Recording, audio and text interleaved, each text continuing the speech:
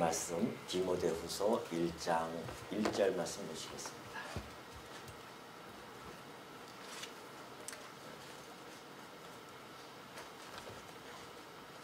디모데후서 1장 1절 말씀 보십니다.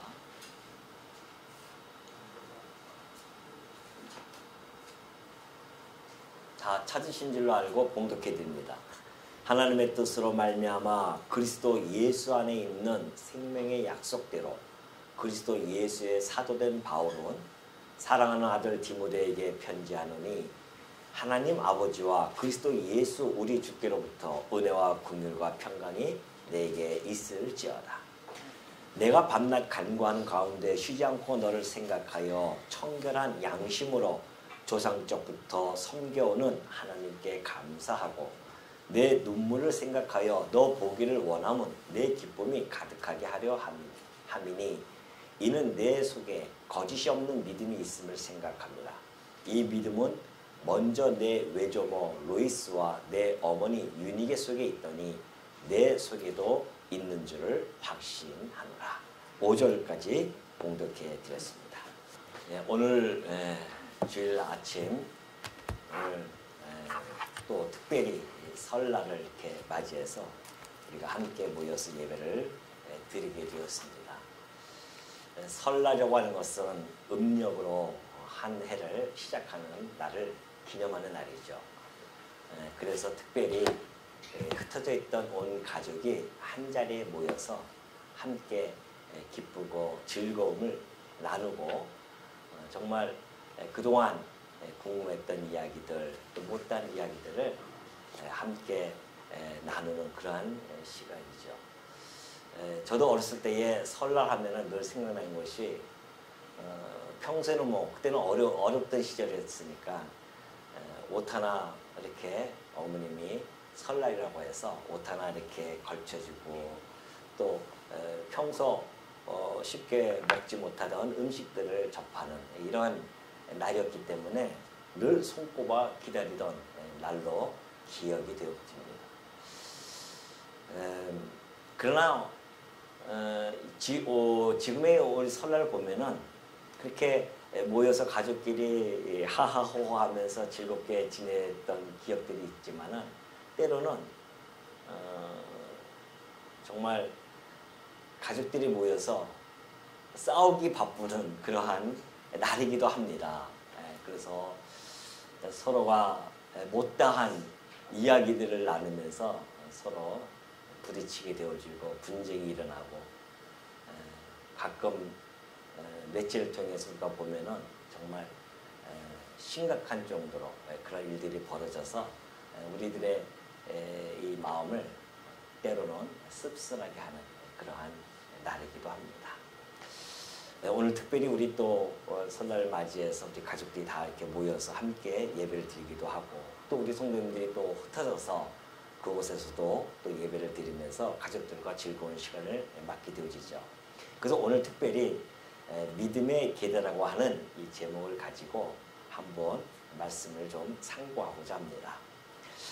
자, 오늘 우리가 살펴보는 이 디모데후서는 바울이 이제 로마의 감옥에 갇혀가지고서는 그것도 2차 투옥이었었습니다. 1차 투옥은 그도 좀 이렇게 다니면서 어느 정도 자유로움도 좀 있었고 그랬는데 2차 투옥은 이제 그때 당시에 그 네로 황제라고 하는 그런 황제의 포갑에 그리스도인들이 희생을 당하면서 바울 역시 그 희생에서 벗어나지 못하고 로마 그 토벌 그 감옥에서 이제 사형 선고를 받고 죽음을 기다리고 있는 그러한 상태였습니다.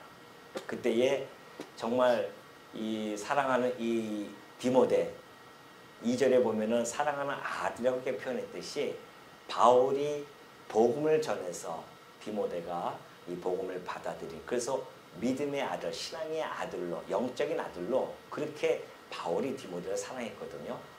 그 아들에게 편지를 보냅니다. 그러면서 디모데는 지금 목회의 길을 가고 있기 때문에 사도로서 바울이 자기의 그 하나님께 붙들려서 살아왔던 그런 삶들을 잘 설명해 주며 목회라고 하는 것이 무엇인지를 하나하나 잘 전달해 줌으로 말미암아 소위 이 디모데 전후서를 이제 목회 서신이다, 그렇게 우리들은 이야기를 하고 있습니다. 그때 이제 보낸 편지였었어요. 그러니 얼마나 좀 애틋하고 또한 상황이 얼마나 힘들겠습니까? 그때 당시에 바울이 감옥에 갇히고 같이 따라다니는 사람들이 다 떠났어요. 그리고 누가만 함께 있는 그런 상태였습니다. 그때에 바울은 붓을 들어서 디모데에게 편지를 띄운 겁니다. 여전히 그 힘들고 어려운 환경 가운데서도 자기의 사랑하는 아들을 향한 이 애정 어린 편지는 성도의 관계가 어떠한 것인지를 다시 한번 곰곰이 생각하게 하는 그러한 모습이 아닐 수 없죠. 바울은 이제 1절과 2절은 인사를 그렇게 해주고요. 3절부터 그러죠. 내가 밤낮 간구하는 가운데 쉬지 않고 너를 생각하여 청결한 양심으로 조상적부터 섬겨오는 하나님께 감사하고 내 눈물을 생각하여 너 보기를 원하면 내 기쁨이 가득하게 하려 함이니, 그래요. 바울은 그가 사도로서의 그 역할을 감당하는 동안에는 끊임없이 밤낮 하나님께 간구하는 그런 모습을 보여줬습니다. 그럴 수밖에 없죠. 우리 바울이 가지고 있는 인간의 힘으로는 도저히 감당할 수 없는 그런 사역이기 때문에 그렇습니다. 하나님의 능력에 사로잡히지 않고서야 어찌 그 사도로서의 그 역할을 감당할 수 있겠습니까? 복음을 전한다고 하는 것은 그때 당시에 죽음을 내대고 하는 그러한 일이었기 때문에 하나님이 공포해 주시는 힘으로 그것을 감당할 수만이 있습니다. 바울은 그랬기 때문에 늘 밤낮 하나님께 간구할 수밖에 없었습니다. 그래서 내가 밤낮 간구하는 가운데 쉬지 않고 너를 생각했다는 겁니다. 쉽지 않잖아요. 우리 자식들을 우리가 생각할 때 쉬지 않고 생각하십니까, 혹시? 우리 바빠요. 부모 세대들도 바빠가지고 자식들 별로 생각 안 합니다. 그러나 우리가 정말 이제 좀 늙어가지고서는 바쁜 것도 다 손을 놓으면은 사실은 이제 자식을 매일 생각할 수밖에 없죠. 밤낮 하나님께 기도하면서 자식들이 정말 신앙생활을 잘 알고 있는지, 어떻게 지내고 있는지 이것을 늘 생각하게 되어지는데, 바울도 역시 이제 마지막 삶을 마무리 지으면서 기도와 그리고 정말 그 복음을 전달하는, 그래서 복음을 전달해서 낳은 그 디모데가 또한 그 복음을 전달하는 일에 감당하는 그 수고로움을 잘 알고 있기 때문에 늘 생각하고 그를 위하여 기도할 수밖에 없는 것이죠. 그래서 내가 너를 생각했다. 그러면서 조상적부터 청결한 양심으로 조상적부터 섬겨오는 하나님께 감사하다고 하는 겁니다. 조상이라고 하는 것은 가까이에는 물론 이 바울의 부모 또는 조부모, 뭐 증조부 이렇게 쭉 신앙이 있었죠. 그들이 가지고 있는 유대교적인 신앙이 있었습니다. 그리고 더 나아가서는 이제 그들의 조상이었던 아브라함과 이삭과 야곱의 섬겼던 하나님이시죠. 그러니까 이스라엘 민족들이 섬겼던 그 하나님을 지금 이야기하고 있는 겁니다. 우리 조상적부터 우리가 섬겨오던 하나님께 감사하다는 것이죠. 그러니까 참 하나님께서 그 신앙, 믿음을 계속해서 연결시켜서 이스라엘 백성들에게 연결시켜 준 것은 매우 매우 중요한 의미를 가지고 있죠. 아브라함을 불렀습니다. 그리고 아브라함에게 약속을 해줬어요. 그 아브라함에게 약속한 그것을 이삭에게 또 해주십니다. 그리고 이삭에게 아들인 그 야곱에게 또 해주셨죠. 이것은 곧 그 아브라함과 다윗의 후손으로 오실 예수 그리스도에게 그 약속이 성취될 것을 하나님께서는 이미 계획하시고 그 후대들에게 계속해서 그 약속을 전달해 준 거란 말이죠. 그래서 그 조상적부터 그 언약을 이루시는 하나님께 감사하며 섬겨왔던 그런 민족이었습니다. 사실 좀 부럽죠. 물론 그들이 예수 그리스도를 지금 받아들이지 않는 그런 어처구니 없는 실수를 범하고 있지만은, 그러나 이것이 이 믿음의 이 하나님을 섬기는 것이 계대를 향해서 계속 이어져 온다고 하는 것은 그건 놀라운 일입니다. 특히 아브람부터 예수님 오시기 전까지는 2000년이라는 어간이 있어요. 그 기간이 있단 말입니다. 2000년 동안 그들이 끊임없이 그래도 배반하고 떠나고 한다 할지라도 여전히 그들 마음속에는 여호와 하나님을 섬기는 그런 마음들은 늘 가지고 있었거든요. 지금도 이스라엘 민족들은 그 여호와 하나님을 섬긴다고 저기 있지 않습니까? 물론 지금 곁길로 가서 진정한 하나님의 그 의미를 파악하지 못하고는 있지만은 여전히 그 믿음이 이렇게 연결되어서 왔다고 하는 것은 참 부러운 일이 아닐 수 없다는 겁니다. 그래서 지금 이 바울이 지금 그런 거예요. 내가 눈물을 하나님께 감사하고 내 눈물을 생각하여 너 보기를 원함은 그래요. 디모데하고 바울이 헤어질 때에 디모데가 얼마나 눈물을 많이 흘렸는지 모릅니다. 물론 일차적으로는 역사적으로 나와 있는 것은 사도행전을 보면 그래요. 이제 바울이 예루살렘에 갔다가 로마로 갈 겁니다. 그 계획을 잡고서는 죽음을 기다린다 할지라도 나는 그 길을 가야 된다. 그러면서 가는 거거든요. 그때에 밀레도라고 하는 지역에 에베소에 있는 장로들을 다 모읍니다. 목회자들이죠. 모으고서는 그때 고별적인 그런 연설을 합니다. 곧 유언이었었어요. 그러면서 얘기했던 것이 이제 하나님의 피값으로 산 이 교회를 너희들이 잘 보살펴야 된다. 그러면서 그들에게 권면을 합니다. 책임감을 주고 그러죠. 그때의 그 말씀을 다 끝나고 나서 그들이 함께 막 붙들고 얼마나 울었는지 모릅니다. 그때 디모데도 함께 울었던 것은 뭐 틀림없는 사실이고 뿐만이 아니라 아마 그 이후에 또 혹 만났다 할지라도 디모데가 정말 그 바울과 헤어짐의 그 마음의 그 안타까움, 아쉬움은 일어날 수가 없겠죠. 눈물을 흘릴 수밖에 없단 말입니다. 언제 만날지 모르기 때문에. 바울은 그 디모데의 눈물을 늘 마음속에 간직하고 있었습니다. 그래서 지금 이걸 언급을 한 거죠. 내 눈물을 생각하여 너 보기를 원하면 내 기쁨이 가득하게 하라. 그렇게 눈물을 흘렸던 너를 내가 직접 본다고 한다면 얼마나 기쁘겠냐 말이죠. 그래서 나중에 이제 뒤에 보면은 디모데에게 뭐 좀 이렇게 그 가죽 성경책하고 겉옷 하나 가져와는지 이런 것을 또 청하기도 하는데 그만큼 바울과 디모데의 관계는 이렇게 세상적으로 봤을 때는 너무 애틋한 거죠. 어떻게 저렇게 할 수가 있는가? 그 이유가 있습니다. 그 이유는 주 안에서 믿는 것과 아는 것이 같은, 그래서 넓게는 아버지, 영적인 아버지와 아들 관계지만은 그리스도 안에서 봤을 때는 한 지체로서 형제로서의 관계를 형성했기 때문에 그렇습니다. 그러니까 지금 바울이 있어요. 그리고 디모데가 있습니다. 근데 바울이 디모데에게 향하는 그 마음은 너무너무 애틋하고 사랑스러워요. 막 너무 보고 싶어 합니다. 이것이 이제 사실은 우리 성도 간의 관계 아니겠습니까? 서로를 향한 간절함이 있어요. 뿐만 아니라 서로를 사모하는 그런 사무침이 있단 말입니다. 왜 그럴까요 도대체? 아까 얘기했듯이 주 안에서 이루어진 관계이기 때문에 그래요. 그럼 주 안에서 어떻게 이루어졌는가?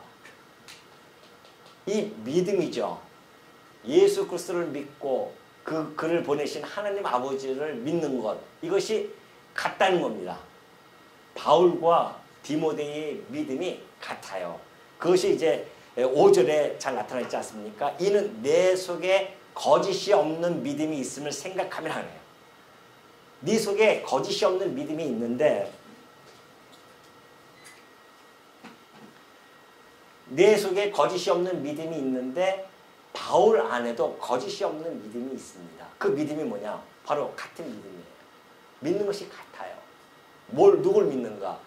예수 그리스도께서는 하나님의 아들로서 우리를 구원해 주시러 오신, 그래서 우리의 십자가에서 죽으셔서 우리가 그를 믿음으로 말미암아 구원에 이른다고 하는 그 믿음이 같아요. 믿는 것과 아는 것이 하나입니다. 그래서 바울과 디모데는 나이 차이도 있지만 있음에도 불구하고 그들은 서로 이렇게 정말 서로 사무칠 정도로 서로를 향한 간절함이 있었던 겁니다.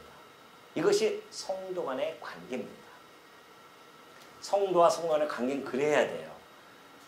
근데 만약에 성도와 성도 간의 관계가 보고 싶지도 않고 생각도 안 난다고 한다면 이것은 분명한 영적인 장애를 지금 입고 있는 중입니다.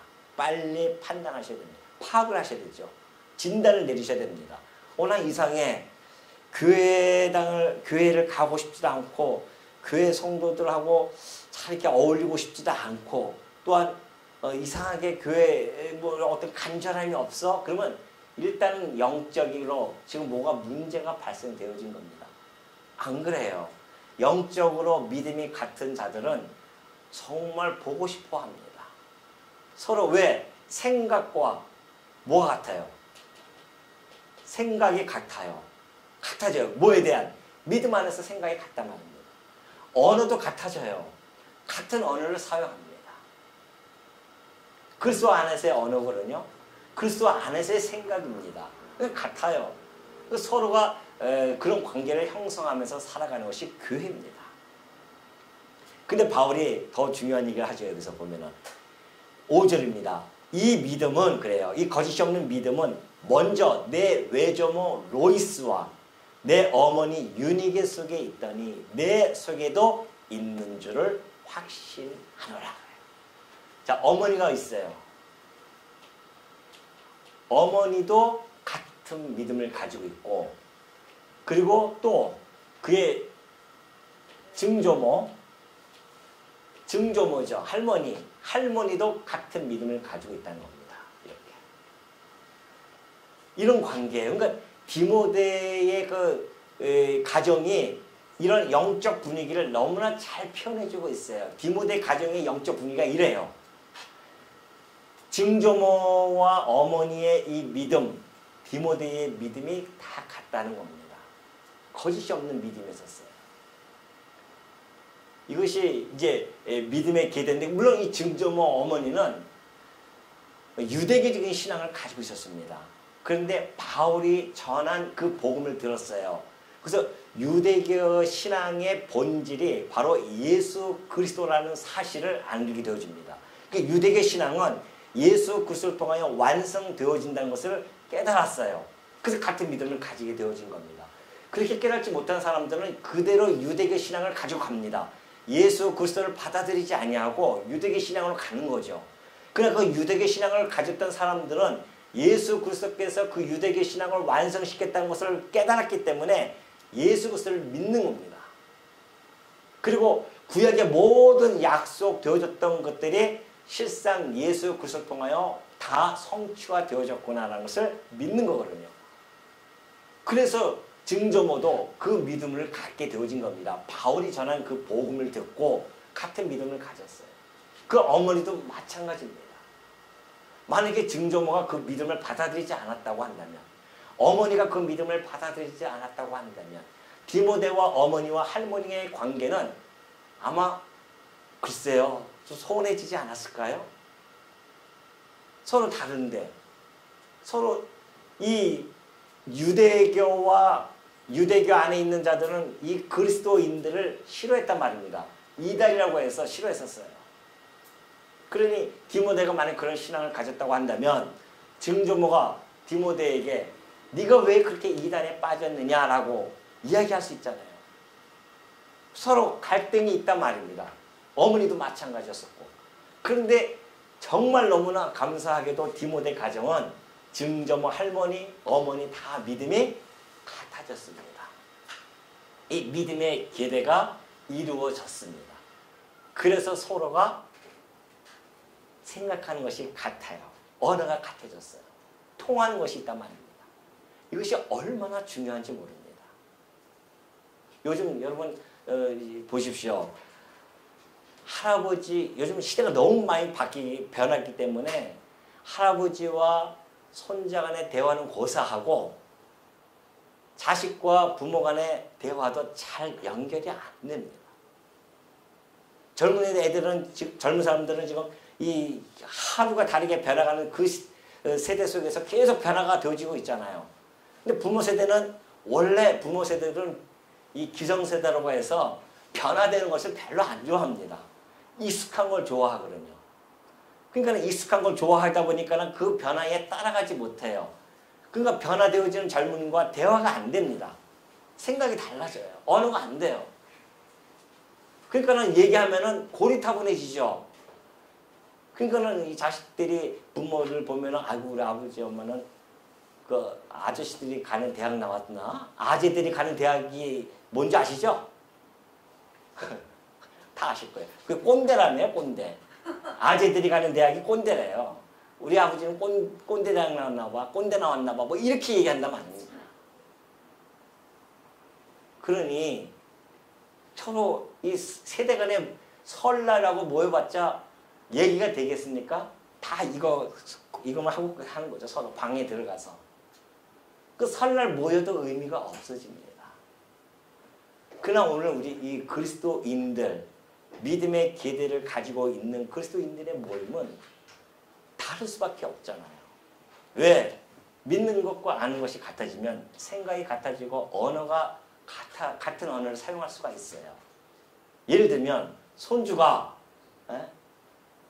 우리 예를 하나 들게요. 여기 있으니까 실질적인 얘기. 우리 민준이가 선생님이 얼마나 성경을 많이 잘 가르치시는지 아브라함에 대해서, 이삭에 대해서, 그리고 야곱에 대해서 잘 알아요. 그러면은 이제 할아버지인 장로님하고 대화를 나눌 거 아닙니까? 아브라함에 대해서 얘기하면 대화가 될까 안 될까요? 돼요. 아브라함 얘기하고 야곱하고. 그러면 그 민중이 신나서 막 얘기할 겁니다. 그러니 할아버지하고 손주하고 생각과 언어가 통한다니까요. 아들하고도 마찬가지죠. 같은 신앙을 가지고 있다고 한다면 그런 이야기를 나누는 겁니다. 이것이 설날 우리 가족들이 모이는 중요한 의미입니다. 뭔가 우리의 믿음이 같음을 서로 확인하니까 가는 겁니다. 내가 너에게 주었던 이 믿음, 네 자식들에게 이걸 잘 물려줘야 된다. 이거 아니겠어요? 이것을 같이 가족들이 모여서 믿음이 같은 것을 가지고 같은 생각과 언어를 통해서 서로 이야기를 나누는, 그래서 웃음꽃이 피는 곳이 바로 설날 함께 모이는 아주 그리스도인들에게는 중요한 의미죠. 이때 같이 믿음을 전달해주고 그러는 겁니다. 혹시 아직 믿음이 물론 믿음의 농도들은 다를 수 있습니다. 자식들과 손주들과 믿음의 농도는 다르죠. 그러나 믿음의 그 본질은 같단 말이죠. 그 본질 안에서 서로가 이야기를 나눌 수가 있다는 겁니다. 이것처럼 아름다운 이렇게 모임이 어디 있겠습니까? 그래서 이 가정이 이 믿음으로 이런 영적인 이렇게 계대가 딱 이루어진 가정은 정말 행복한 가정일 수밖에 없습니다. 근데 자꾸만 세상 얘기하면은 부딪혀요. 가족끼리 모여서 세상 얘기하면 해보십시오. 부딪히단 말입니다. 너 여태까지 돈을 그것뿐이 안 모았느냐? 너는 세상에서 얘기하면 그것뿐이 더 있어요? 돈 얘기하고 잘 먹고 잘 사는 거 그런 얘기뿐이 더 있겠냐 말이죠. 그러나 그리스도인들은 세상에서 이야기하는 그 주제가 아니라 그리스도 안에서 이 믿음에 대한 것을 이야기한다고 한다면 얼마나 그 가정이 아름답게 잘 세워지겠냐 말이죠. 저도 한때는 우리 어머니, 우리 아버님을 원망한 적이 있었습니다. 철모를 때죠. 아니, 물론 우리 아버님이 이제 그 강원도 그 금강산 그쪽 밑에서 사시다가 6.25가 나면서 월급 이제 넘어오셨잖아요. 다 피난왔단 말입니다. 그러니까 뭐 가진 것도 아무것도 없죠. 그러니까 얼마나 힘들게 사셨겠습니까? 또 이 전쟁 와중에 또 뭐 파편도 맞으셔가지고는 얼마나 힘들게 사셨는지 몰라요. 병을 가지고 달고 사셨거든요. 그러니 경제활동도 잘 못하시지. 그러니까 얼마나 사실은 힘들게 살아왔죠. 가족들은 식구들은 많은데. 그러니 저로서는 제가 이제 왕십리에서 태어나서 왕십리에 살았었는데, 아니 그 왕십리는 고사고 그때는 그래도 사람이 많이 살았지만 강남 쪽에는 그때 아무도 없었잖아요. 거기 딱 하나 요만큼이라도 좀 있었으면 얼마나 좋았을까. 늘 그런 생각을 가졌었습니다. 그 땅 하나만 있었으면 좋았을 텐데. 근데 그 땅조차도 살 돈이 있겠습니까? 근데 나중에 제가 말씀을 깨닫고 보니까 세상에나 그까진 썩고 쇠하고 없어질 이만한 땅이 아니라 흔들리지 아니할 영원한 나라를 아버지께서 내게 주시려고 얼마나 애쓰는지 몰라요. 제가 교당 안 나가면 제가 말씀드렸잖아요. 고등학교 때인가 교당 안 나가면 그때는 막 좀 삐딱하게 좀 막 나가서 애들하고 놀고 싶으니까 교당 안 가고 그런단 말입니다. 그럼 그 소식을 또 어떤 우리 지휘하는 우리 집사님이 계셔요. 또 일러요. 성인이가 안 왔습니다. 그렇게. 그럼 우리 아버지는 아프신 병 중에서도 날 불러가지고서는 힘도 없으신데 회초를 갖다가 막 때리는 거죠. 교회 안 나갔다고. 그때는 그것이 싫었었는데 지금 생각해보니까 세상에 그것을 나를 그 영원한 하나님의 나라로 인도하고자 그렇게 애썼던 모습을 이제서야 깨달은 거죠. 진작 깨달았지만 그 어떠한 유산과 억만금을 주고도 바꿀 수 없는 그 유산을 내게 주고자 아버지는 그렇게 애썼습니다. 우리 어머니는 그 유산을 주고자 그렇게 내가 잠시 방황해서 세상에 돌아다닐 때에 그렇게 눈물을 호소하면서 하나님께 밤낮 이 바울이 했던 것처럼 밤낮 간구했단 말입니다. 쉬지 않고 생각하고 젊은 자식이 어렸을 때에 목사가 된다고 그렇게 하나님께 맹세했는데 저렇게 목사가 안 되고 저렇게 돌아다니고 있구나 저는 세계에. 얼마나 마음이 저거 하겠어요 어머니께서. 그렇게 기도를 하셨단 말이죠. 그런데 그 믿음의 기대가 이루어졌어요. 우리 아버님, 우리 할아버지는 아니죠 이제. 우리 어머니이지 나는. 그런 내 손주들에게 있어서는 이 기대가 이루어졌어요 지금. 이것처럼 큰 유산은 없습니다. 그러니까 우리 부모님들이 이런 얘기하면 또 우리 자식들이 또 싫어할 수도 있지만 부모님의 재산을 하나 물려준 그것이 중요한 것이 아니라 뭘 물려줘요? 세상에서 쓸모없는 뭐요? 믿음. 이 믿음을 유산을 물려주는 것. 이것이 우리 부모들의 세대의 최대의 과제입니다. 일생의 과제로 안고 그래서 여러분이 사셔야 돼요. 지금 우리 젊으신 분들도 우리 아이들 나면 어떻게 돼요? 그 아이들에게 이 믿음, 우리 엄마, 아버지부터 받았던 그 믿음, 이 믿음을 내 자식들에게 넘겨줘야겠다. 이거 하나만은 내가 해놓고 가야겠다. 그래야 하나님 앞에 가서 하나님께서 그래 잘하고 왔구나. 충성된 종아 칭찬을 받죠. 이 일을 위해서 우리가 기도하고 이 믿음을 전수하기 위한 모든 총력을 우리가 써야 된다는 겁니다. 그러니 이 가정이라고 하는 것은 사실은 기독교인들의 가정은 신앙 교육의 장입니다. 그냥 가정에서도 그냥 아이들한테 그냥 수학 가르치고 영어 가르치고 맨날 세상적인 학문 가르치고 중요해요. 그것도 중요하다 말입니다. 왜? 필요하니까. 그러나 더 중요한 것은 아이들에게 신앙의 교육의 장으로서 그 가정이 우뚝 서 있어야 어디서 배우겠어요? 이런 말씀들을 부모에게 배워야 되지 않겠습니까?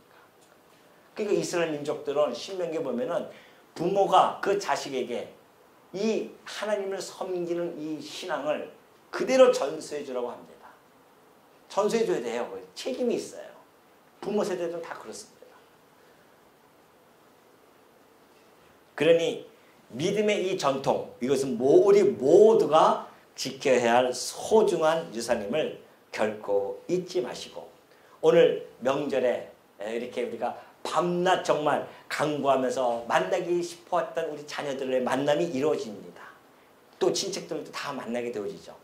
그 기쁨을 만끽하게 되어지는데 이럴 때 우리가 정말 믿는 것과 아는 것이 같은 이 믿음을 우리 자식들에게 다시 한번 주지시켜주고 그리고 우리가 섬겨야 할 분은 오로지 여호와 하나님 한 분밖에 없음을 다시 한번 깨우쳐주는 그런 아름다운 명절이 되었으면 하는 바람으로 오늘 말씀을 드리도록 하겠습니다.